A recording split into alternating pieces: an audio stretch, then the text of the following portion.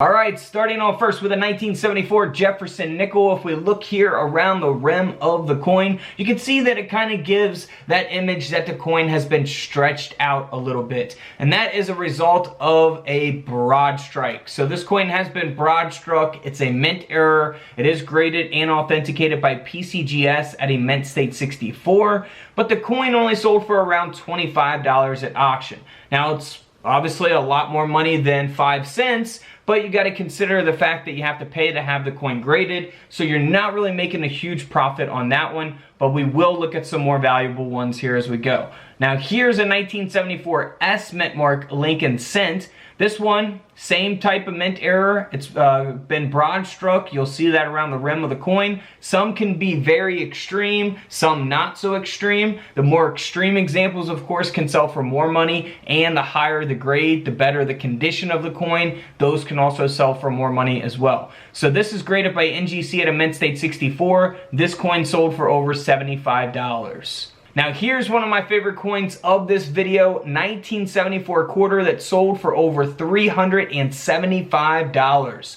This coin has been double struck and flipped over in collar. So you'll see the design from the reverse design, the eagle design here on the front of the coin of the Washington quarter, the obverse of the quarter, right? So this is a very, very nice double strike here, graded by PCGS at a mint state 64. So always inspect your coins closely, over $375. If you come across something like this, you definitely want to have it graded. Now here's a 1974 D mint mark. This is a Kennedy half dollar coin, so 50-cent coin that has a doubled die obverse. So it looks very normal from a distance, but if you use your coin loops, your coin microscopes to inspect your lettering and the dates of your coins up closely, you will see doubling on this coin. So here's an example of what that doubling looks like on the 1974. You can really see it there on the lettering. I actually have one of these in my collection.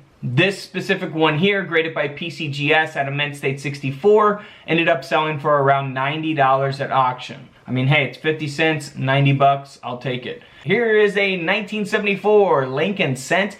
This penny here has a die break on the obverse of the coin. You'll see that extra metal there on the rim of the coin covering up the word Liberty. And on the opposite side of the coin, you'll see it faded out as a result of that mint error. So this coin here ended up selling for around $80 at auction. You know, you can look for die breaks that are much larger than this, much smaller than this. Of course, you know, the value depends on the coin that's taking place on, the date of the coin, how many exist, you know, on a certain dated coin, how large or small the die break is, also referred to as a cud, and of course the grade, the condition of the coin. So there's a lot of factors that will determine its value. Here's another example of a die break. It is on the 1974 Jefferson Nickel here on the obverse. Very, very obvious die break there. This coin only graded at an AU 50, so not a high mint state grade, but still nice coin here. This coin sold for around $85 at auction. I'll take it for 5 cents. Here's a 1974 D mint mark Roosevelt dime, graded by NGC at an AU 58. This coin here looks very normal on the reverse, but here on the obverse, you'll see that it has been struck through a capped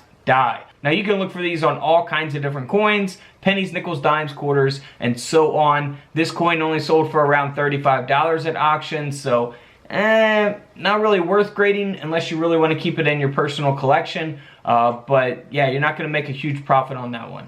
Now here's a 1974 Lincoln cent that had the obverse struck through a cap die as well. It's graded by NGC at a mint state 65 brown, and this coin sold for $65 at auction. You know, had this coin been graded at a red, you know, a mint state 67 red, or a better grade, right, than a 65 brown, it would have sold for more money. So it all depends on the condition as well. Here's another example of a capped die taking place on a Washington quarter from 1974. And this coin is graded at a mint state 66. So much better condition coin here. This quarter ended up selling at auction for over $285. Now here is a mint error taking place on the 1974 dime. It has a partial brockage here, as we can see here on the obverse of the coin. Very, very obvious mint error. This coin graded by Annex at a mint state 60 ended up selling for a little over $30. Here is a 1974 Jefferson Nickel once again where the obverse half of two planchets were struck together. So if you're not familiar with what a planchet is, it is, you know, the piece of metal that is cut out as a circle, right? Easiest way to explain it using very simple terminology. The piece of metal that's cut out in a circle that the design is struck onto, right? So it's that little piece of metal before the design of the coin is struck onto it in order to make it a coin, right? So we see the result of this mint error here, most noticeably here on the reverse of the coin. This nickel sold for a little over $70. Here's a 1974 Eisenhower $1 coin. This coin has an indent here on the obverse of the coin, which we see there on the left side. This coin is also graded at a mint state 64, and this dollar coin ended up selling for $240. Now here's just an off-center error taking place on a 1974 Jefferson Nickel. It is graded by Annex at a mint state 65, and this coin ended up selling for nearly $70 at auction. Here's an off-center 1974 penny, struck 20% off-center. Of course, the grades of these coins will, affect the values as well. This is graded at a mint state 63 red-brown by NGC, but this coin did sell for over $185. Here's a 1974 Kennedy $half coin that is graded by PCGS at a mint state 64. It is a partial collar strike, so you'll see that around the rim of the coin. Very, very obvious to distinguish this mint error. You don't need a microscope or anything to see something like this. This coin sold for a little over $60. Now here is a 1974 Lincoln cent. It is the S mint mark. It has a die adjustment strike, and it also has been struck through here on the obverse of the coin. So this one's pretty obvious as well. This coin, authenticated by NGC, ended up selling for around $80 at auction. Now here's a 1974 $half coin again, where the obverse has been struck through a fragment, the reading fragment, and you can actually see the design of the reading there, the rippled edge going through Kennedy's face there. This coin ended up selling for $480 at auction. And then here is a Washington quarter from 1974 that was struck on an underweight planchet. So it weighs a lot less than your typical 1974 quarter is supposed to weigh.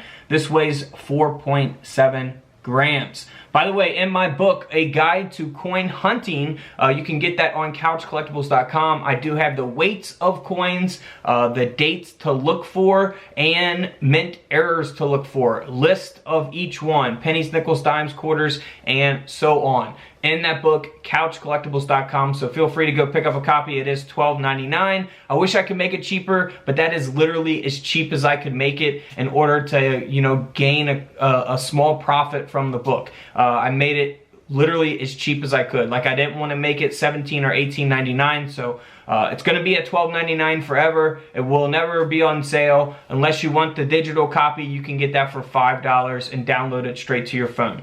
Alright, so this coin ended up selling for $70 at auction, all because of that mint error. It's only graded at an AU53, so again, had it been a high mint state grade, the coin could have sold for more money. Alright guys, don't forget to subscribe in the middle. Feel free to check out those videos to the left of me, and until tomorrow, I'll see you guys in the comment section below. This is Couch Collectibles, and this is where I disappear.